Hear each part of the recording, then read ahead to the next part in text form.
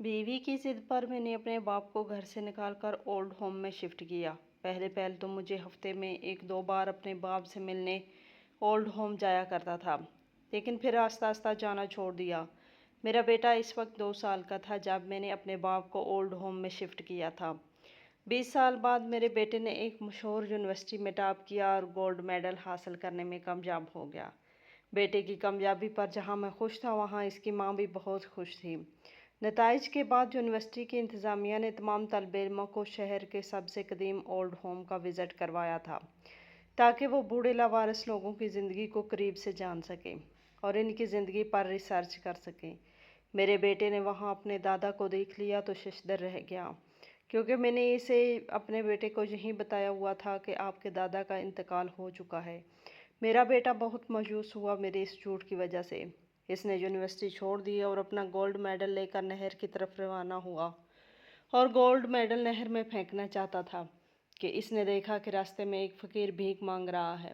इसने वो gold medal फ़कीर की झोली में डाल दिया। फ़कीर वो गोल्ड मेडल लेकर झोंपड़ी में आया तो फ़कीर की बेटी ने इससे कहा, मुझे अपने बचपन का वो ज़माना अभी तक याद है जब मैं अपने बाप के कंधों पर बैठ जाता था और इस हाल में अपने बाप खाना खाता था। मेरी माँ मुझे अपने बाप के कंधों से उतारने की कोशिश करती तो बाबा इसे मना कर देते। माँ गुस्से में कहती है कि आप कितनी मुश्किल में हैं, कम अज़ कम सुकून से खाना तो खा रहे हैं। लेकिन मेरे बाप से मेरा रोना बर्दाश्त नहीं होता था। जैसे जैसे मैं बड़ा होता गया, मेरी बाप से मोहब्बत बढ़ती गई। जब जवान हुआ तो मुझे एक लड़की पसंद आ गई। मेरे माँ को बताने के बजाय अपनी पसंद का इजहार अपने बाप के सामने किया। जब मेरे बाप ने ये सुना तो वो बहुत खुश हुआ और कहने लगा कि मुझे तुम्हारी शादी का बहुत इंतज़ार था। चलो अच्छा ही हुआ तुमने लड़की पसंद कर ली। अब मैं तुम्हारी जल्दी से शादी करके अपना दिल के अरमान पूरे करूँगा। अब्बा ने मेरी शादी करने में ज़्यादा देर ना की। फ़ौरन सायरा से मेरी मंगनी हुई और अगले महीने शादी की तारीख तय हुई। शादी के दिन मुझे पता चला कि अब्बा की दोस्ती का दायरा कितना वसी है। हालांकि अब्बा जान कोई मालदार शख्सियत नहीं थे, लेकिन अब अक्सर कहा करते थे कि सबसे बड़ी दौलत अच्छे और मुखलिस दोस्त हैं।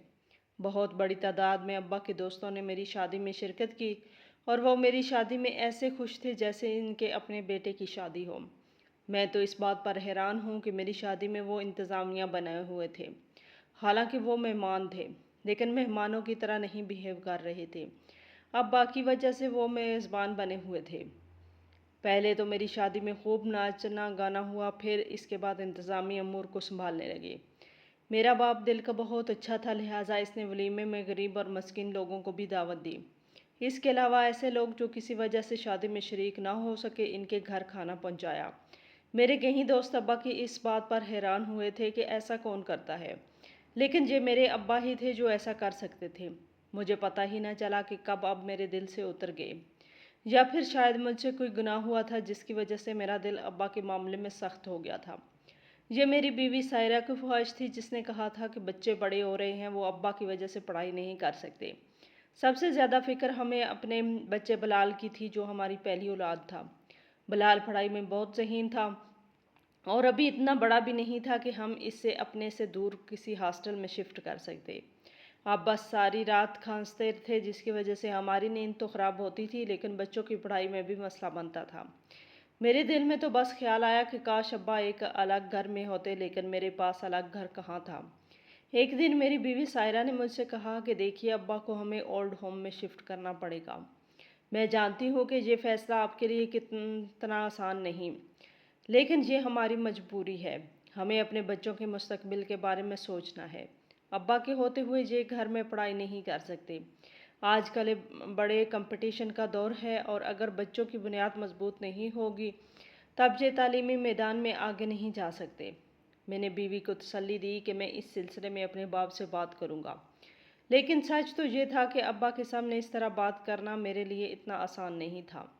कई दिन तक मैं कोशिश करता रहा कि मैं अब्बा से बात कर लूं कि आपको होल्ड होम में शिफ्ट करना चाहता हूं, लेकिन मेरी हिम्मत ही नहीं हो रही थी। जब 2 हफ्ते तक बात न की, तब मेरी बीवी ने एक दिन मुझसे कहा कि अगर आप अपने बाप से बात नहीं कर सकते तो मैं खुद कहती हूँ। लेकिन मैंने बीवी को मना किया। मैंने बीवी से वादा किया कि आज शाम मैं अब्बा से इस सिलसिले में बात करूँगा। میں بہت پریشان تھا اور بات کرنے کے لیے الفاظ ڈھونڈ رہا تھا۔ کیسے ابا سے بات کروں، کس طرح ان کی نظروں سے نظریں ملاؤں۔ خیر، عشاء کی نماز کے بعد ابا جان اپنے کمرے میں تھے جب کہ میں ان کے دروازے پر دستک دی۔ ابا جان نے مجھ سے کہا، بیٹا اندر آ جاؤ۔ میں کمرے میں داخل ہوا تو ابا جان نے مجھے اپنے سامنے والی کرسی پر بٹھایا اور کہنے لگے، خیر تو ہے بیٹا، آج بڑے عرصے بعد میرے کمرے میں آ رہے ہو۔ سچ پوچھو تو مجھے بہت خوشی محسوس ہوئی ہے، لیکن میں حیران ہوں کہ تم آئے کیسے۔ میں نے ابا سے کہا، ابا جان مجھے آپ سے ایک ضروری بات کرنی ہے۔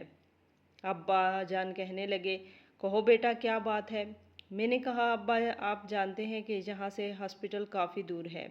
آپ کی طبیعت اکثر بگڑ جاتی ہے اور رات کے وقت ہمیں ہاسپٹل میں جانا پڑتا ہے۔ جب کہ ہم بھی پریشان ہوتے ہیں تو میری یہ خواہش ہے کہ اسپتال کے ساتھ ہی ایک اولڈ ہوم ہے جہاں آپ کو شفٹ کیا جائے تاکہ آپ کو کسی قسم کی مشکلات کا سامنا نہ کرنا پڑے۔ یہ وہ الفاظ تھے جن کا میں منصوبہ بنا رہا تھا تاکہ ابا سے اس طرح بات کروں، مگر ابا میرے دل کا حال سمجھ چکے تھے۔ وہ میرے چہرے سے اس بات کا اندازہ لگا چکے تھے کہ میں یہ باتیں دل سے نہیں کر رہا، لیکن اپنی بیوی کی ضد کی وجہ سے ایسا کہہ رہا ہوں۔ ابا نے مسکرا کر کہا، بیٹا سیدھی طرح کیوں نہیں کہتے کہ میرے گھر سے نکل جاؤ۔ میں نے کہا، نہیں ابا، میری اتنی ہمت کہاں کہ میں آپ کے بارے میں ایسا سوچ بھی سکتا، لیکن بس آپ کے بھلے کے لیے یہ سب کچھ کہہ رہا ہوں۔ وہاں میرے ڈاکٹر دوست بھی ہیں اور اچھے لوگ ہیں، سب آپ کا بہت خیال رکھیں گے۔ ابا نے مسکرا کر میری طرف دیکھا اور کہا کہ اور کوئی بات ہے تو بتاؤ، تیرا باپ تمہاری کسی بات کو ٹال سکتا ہے؟ میں ابا کا سارا سامان اولڈ ہوم میں شفٹ کر چکا تھا اور آج شام ابا کو گھر سے جانا تھا۔ میں ابا کو لینے آیا تو میں نے دیکھا کہ وہ بلال سے لپٹ کر رو رہے تھے۔ بلال ابھی نہ سمجھ تھا، بار بار کہہ رہا تھا کہ دادا جان آپ کہاں جا رہے ہیں، تو اب بلال سے یہی کہہ رہے تھے کہ بیٹا پریشان نہ ہو، میں جلد واپس آ جاؤں گا۔ جس دن ابا گھر سے گئے تھے اس دن بلال بہت رویا تھا اور اگلے کچھ دنوں تک اسکول بھی نہیں گیا تھا، لیکن ہم یہ سب کچھ بلال کی خاطر ہی تو کر رہے تھے۔ ہم گھر میں ایک ایسا پرسکون ماحول چاہتے تھے جس کی وجہ سے اس کی پڑھائی ڈسٹرب نہ ہو۔ پہلے پہل تو میں ابا سے ملنے ہفتے میں ایک دو بار اولڈ ہوم میں ضرور جاتا تھا اور کبھی کبھی ساتھ بلال کو بھی لے جاتا تھا۔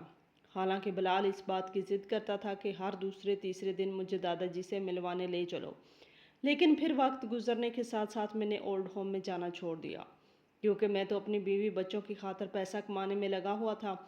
بلال شروع میں ضد کرتا تھا تو اس کی ضد کو دیکھتے ہوئے بیوی نے مجھے مشورہ دیا۔ میں نے بیوی کے مشورے پر عمل کیا اور پھر ایک دن بلال سے کہہ دیا کہ دادا جان کا انتقال ہو چکا ہے۔ وہ کئی دنوں سے اسپتال میں ایڈمٹ تھے اور اب وہ اللہ میاں کے پاس چلے گئے ہیں۔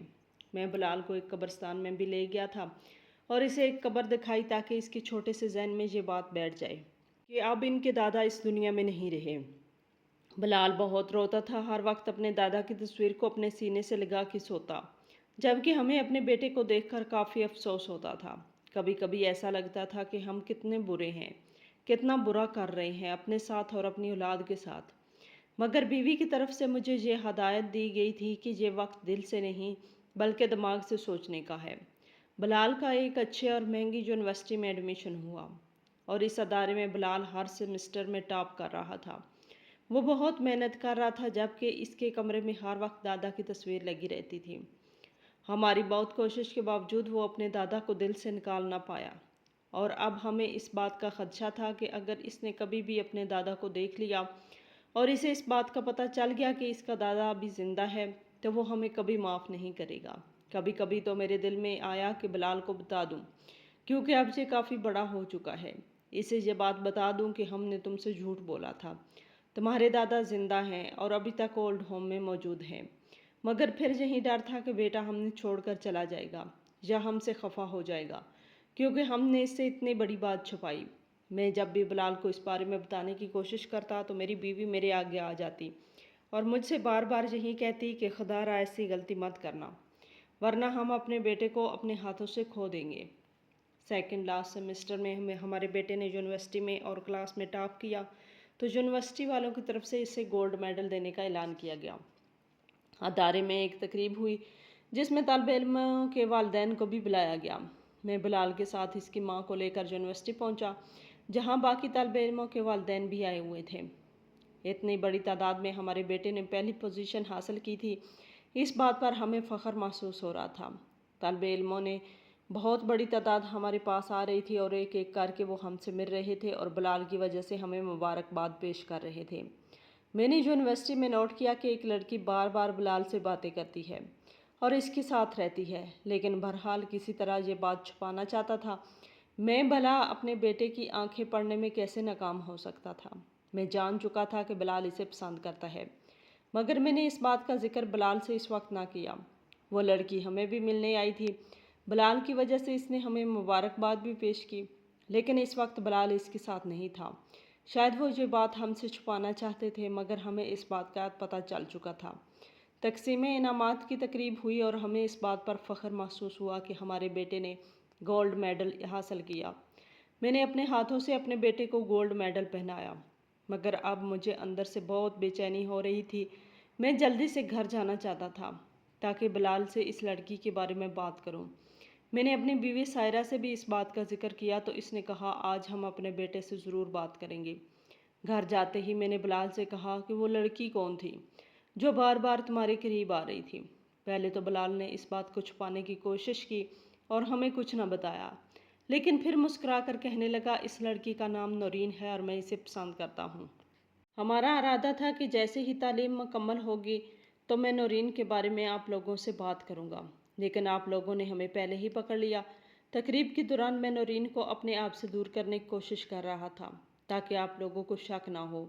اس پر میں نے مسکرا کر کہا کہ بیٹا میں باپ ہوں تمہارا، اس بات کا تجربہ رکھتا ہوں۔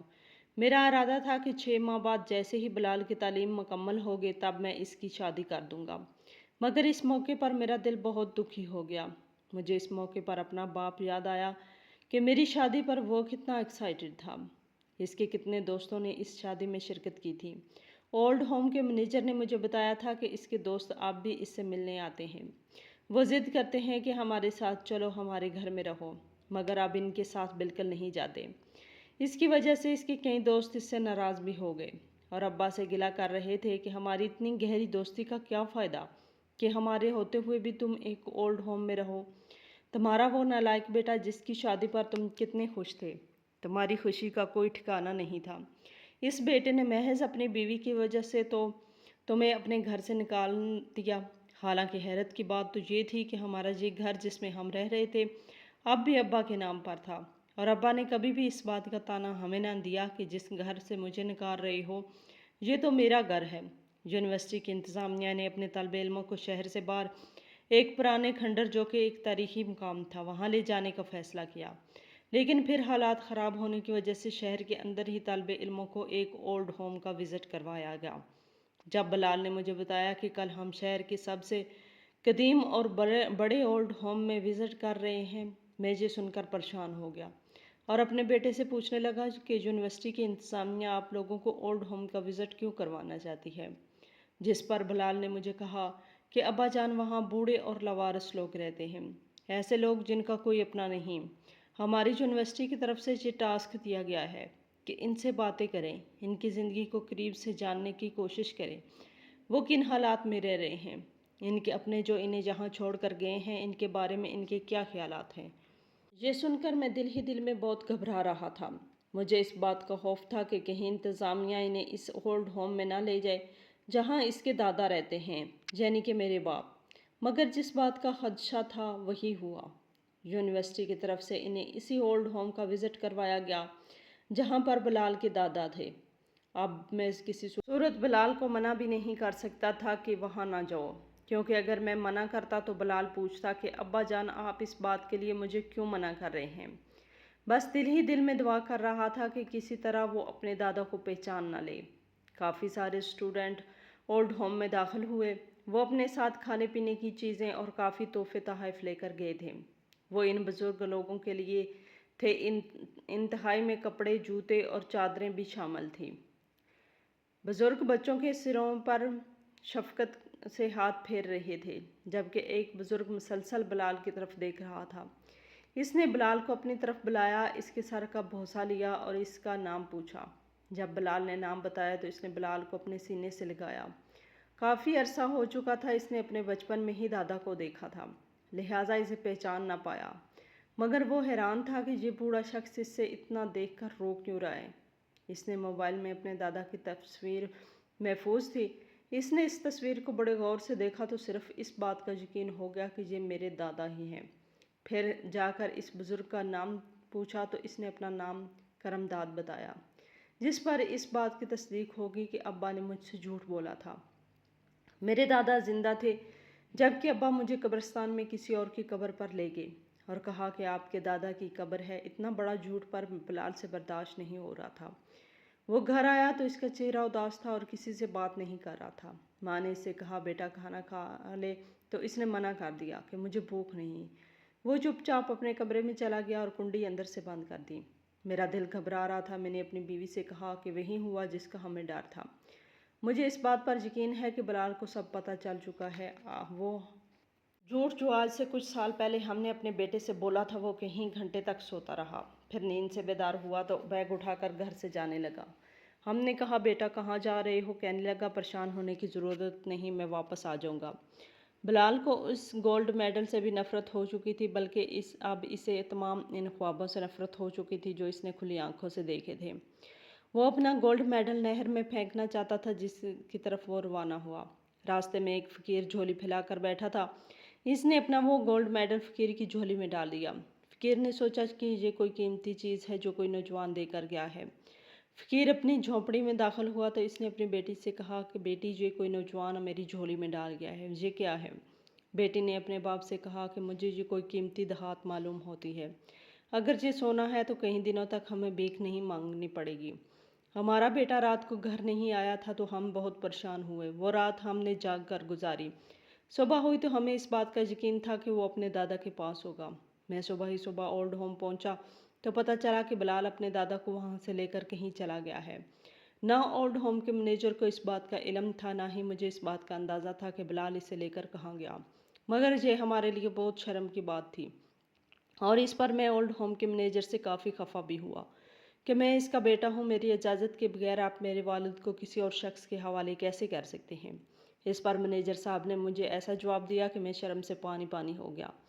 وہ کہنے لگا طاہر صاحب آپ یہ عجیب باتیں کرتے ہیں، میری اس اولڈ ہوم پر گہری نظر ہے، میں جانتا ہوں کہ کون یہاں کس سے ملنے آتا ہے۔ پچھلے کئی سال سے آپ اپنے والد کو ملنے تک نہیں آئے اور آپ اچانک کہہ رہے ہیں کہ آپ اس کے وارث ہیں۔ مینیجر کی اس بات کا میرے پاس کوئی جواب نہیں تھا۔ میں واپس گھر آیا، کوشش کی کہ اپنے بیٹے کو کسی طرح تلاش کیا جائے۔ یونیورسٹی کی طرف سے ہمیں بار بار کال وصول ہو رہی تھی کہ بلال کلاس اٹینڈ نہیں کر رہا، اس کی وجہ سے اس کو کلاس سے خارج کر دیا جائے گا۔ ہمارے بیٹے کو گھر سے گئے ہوئے 1 مہینہ گزر چکا تھا اور یہ 30 دن ہم پر 30 سال بن کر گزرے تھے۔ ایک دن میں بازار سے گزری تو میری نظر بلال پر پڑی۔ جیسے ہی مجھے دیکھا تو وہاں سے بھاگنا شروع ہو گیا۔ میں اس کے پیچھے پیچھے بھاگ رہا تھا، اسے آوازیں دے رہا تھا، بیٹا مجھے معاف کر دینا، جو غلطی مجھ سے ہوئی ہے تم وہ غلطی مت کرو۔ میں نے تو اپنے باپ کا ایک برا بیٹا ثابت ہوا، لیکن تو میرا اچھا بیٹا ہے۔ نہ چاہتے ہوئے بھی وہ رک گیا اور پھر مجھے اپنے ساتھ لے گیا۔ وہ ایک کرائے کے مکان میں رہتا تھا جبکہ اپنے دادا کی خدمت کر رہا تھا۔ میں نے اپنے بیٹے اور باپ دونوں سے معافی مانگی اور کہا کہ میں آپ دونوں کا مجرم ہوں، ہو سکے تو مجھے معاف کر دینا۔ بیٹا کسی صورت مجھے معاف نہیں کر رہا تھا جبکہ باپ نے مجھے فوراً معاف کر دیا۔ دادا نے اپنے پوتے سے کہا کہ میرے بیٹے کو معاف کر دو، میں نہیں چاہتا کہ میری وجہ سے اس کی دنیا اور آخرت برباد ہو جائے۔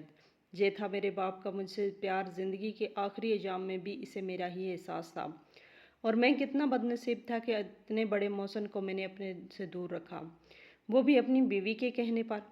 ابا نے تو مجھے معاف کر دیا لیکن میں اپنے آپ کو کیسے معاف کروں گا جو اتنے سال سے اپنے شفیق باپ سے محروم رہا، اس کی خدمت سے محروم رہا۔